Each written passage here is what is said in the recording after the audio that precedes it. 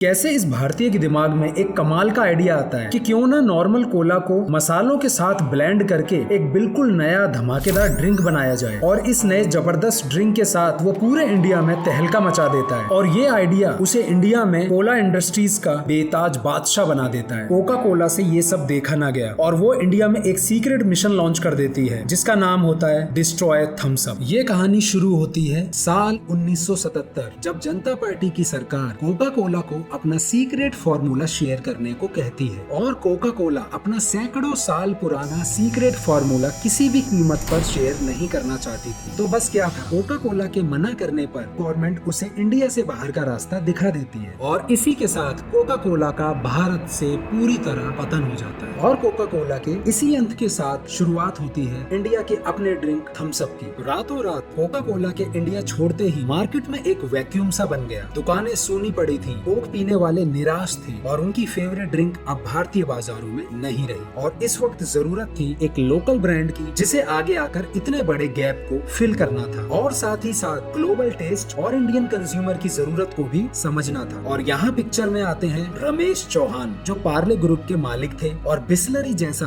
Brand successfully establish कर चुके थे। उन्हें यहाँ एक बहुत बड़ी गोल्डन अपॉर्चुनिटी दिखाई दी। उन्होंने एक सपना देखा कि अगर कोका कोला नहीं है तो क्या हम अपना इंडियन कोला बनाएंगे और उन्होंने एक ऐसा माचो ड्रिंक बनाने के बारे में सोचा जो कोक से भी ज्यादा स्ट्रॉन्ग और फिजी हो। लेकिन ये इतना आसान नहीं था। रमेश चौहान को सॉफ्ट ड्रिंक बनाने का कोई एक्सपीरियंस नहीं था, ना ही कोई ऐसा फॉर्मूला जो कोक जैसी इंटरनेशनल क्वालिटी लेवल के ड्रिंक को टक्कर दे सके। लेकिन उन्होंने ठान रखा था कि वो एक यूनिक फॉर्मूला बनाकर ही दम लेंगे। इसी बीच हमारे देशवासी मायूस थे क्योंकि कोक की उनको आदत पड़ चुकी थी और वो बेसब्री से इंतजार कर रहे थे किसी नए ड्रिंक का, इस बात से बेखबर कि कोई है जो उनकी इस कोला की प्यास को बुझाने वाला था। किसी को आइडिया भी नहीं था कि एक ऐसी ड्रिंक आने वाली है जो दशकों तक याद रखी जाएगी। काफी दिन बीतने के बाद रमेश चौहान को एक ऐसा जबरदस्त आइडिया आता है। इंडिया पूरी दुनिया में अपने खास मसालों के लिए जाना जाता है। चौहान अपनी टीम को कहते हैं क्यों ना हम अपनी कोला का फॉर्मुलेशन यूनिक मसालों के साथ करें और उनकी टीम लग जाती है कुछ और एक्सपेरिमेंट्स को अंजाम देने में। फाइनली वो एक ऐसा ड्रिंक बना लेते हैं। यहाँ वो कोला को बेस बनाकर उसमें ब्लैक टी एक्सट्रैक्ट, कई तरह के मसाले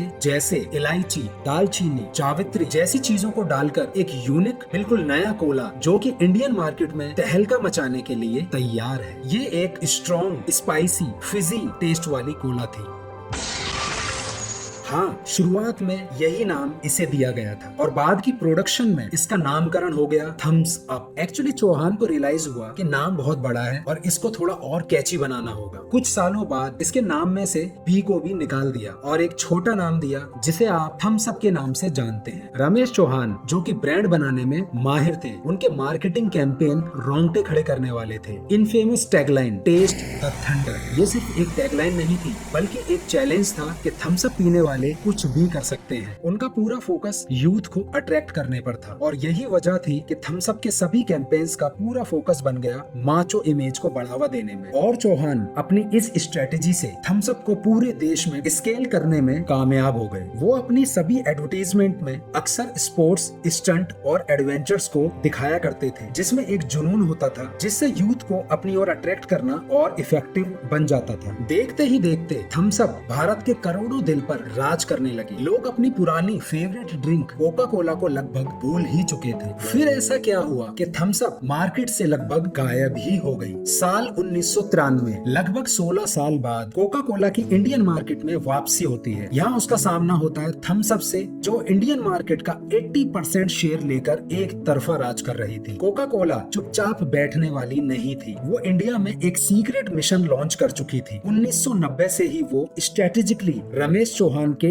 58 बॉटलिंग प्लांट्स को अपने डीप पॉकेट की बदौलत खरीदना स्टार्ट कर चुकी थी। चौहान के ज्यादातर बॉटल्स प्लांट आउटसोर्स थे जिस पर उनका कोई कंट्रोल नहीं था और इसी का फायदा कोका कोला ने उठाया। इस पूरे सिनेरियो में थम्स अप के पूरे डिस्ट्रीब्यूशन नेटवर्क को हिलाकर रख दिया। चौहान जो कि हेविली इन बॉटल्स प्लांट पर डिपेंडेंट थे, ज्यादा कुछ नहीं कर सकते थे। बस फिर क्या था, कुछ ही दिनों के टाइम फ्रेम में थम्स अप मार्केट से गायब होना शुरू हो जाती है। जो कोका कोला चाह रही थी बिल्कुल वैसा ही हो रहा था। था। थम्स अप का सरवाइव करना मुश्किल होता जा रहा था, जिस कारण रमेश चौहान ने फाइनली थम्स अप को $60 मिलियन में कोका कोला को बेच दिया। यहाँ कोका कोला की प्लानिंग थी कि वो थम्स अप को बंद करके वापस कोक को रीस्टैब्लिश कर सके, और उन्होंने इसी प्लान के अकॉर्डिंग थम्स अप की प्रोडक्शन और एडवर्टाइजिंग कैंपेन बंद करना स्टार्ट कर दिए, जिससे कोक को वापस से इंडियन मार्केट में बेताज बादशाह बना दिया जाए। पर लोग कहाँ मानने वाले थे। कोका कोला का ये दांव उन्हीं पर भारी पड़ गया। थम्स अप पीने वालों ने अपना रुख पेप्सी की तरफ मोड़ लिया, जो कोका कोला के लिए एक शॉकिंग चीज थी। दशकों से लोगों के लिए थम्स अप एक इमोशन बन गया था, और इमोशन को दबाना आसान नहीं होता। और यहाँ कोका कोला मार्केट को भांपने में फेल हो जाती है, और उन्होंने सारी सिचुएशन को समझते हुए थम्स अप का प्रोडक्शन, एड्स, कैंपेन सब नए सिरे से स्टार्ट कर दिए। समय बदला, सोच बदली। कोका कोला को समझ आ गया कि थम्स अप को दबाना नहीं, आगे बढ़ाना पड़ेगा। आज कुछ तूफानी करते हैं। इस बार थम्स अप वापस आया अक्षय कुमार, शाहरुख खान, सलमान खान जैसे मूवी स्टार्स के साथ। और अगर आप ध्यान से देखेंगे, इन सभी एड्स में कोका कोला वही चीज करती है जो कि चौहान ने अपने मार्केटिंग कैंपेन्स के अंदर दिया था। आज थम्स अप सिर्फ इंडियन ब्रांड नहीं रहा, ये एक इंटरनेशनल ब्रांड बन चुका है। अमेरिका, कनाडा, सिंगापुर, ऑस्ट्रेलिया जैसे देशों में थम्स अप का एक्सपोर्ट भारत से ही हो रहा है। थम्स अप सिर्फ इंडिया में ही नहीं, बल्कि पूरी दुनिया में थंडर क्रिएट कर रही है। जहाँ कोक का फार्मूला सेंचुरीज ओल्ड है, फिर भी रमेश चौहान को ये भरोसा था कि वो एक ऐसा देसी फार्मूला बना सकते हैं जो आने वाले दशकों तक पूरी दुनिया के लोगों की प्यास पर राज करेगा। और ये एक विश्वास ही था जिसने थम्स अप को इतना बड़ा सॉफ्ट ड्रिंक ब्रांड बना। इसे अपॉर्चुनिटी का पूरा फायदा उठाना कहते हैं। कोक के बाहर जाते ही चौहान ने अपना काम स्टार्ट कर दिया। चौहान उस अपॉर्चुनिटी का फायदा नहीं उठाते, इंडियंस को कभी भी अपना कोला मिलता ही नहीं। तो जैसे ही आपको अपॉर्चुनिटी मिले, उस पर इमीडिएटली एक्शन ले।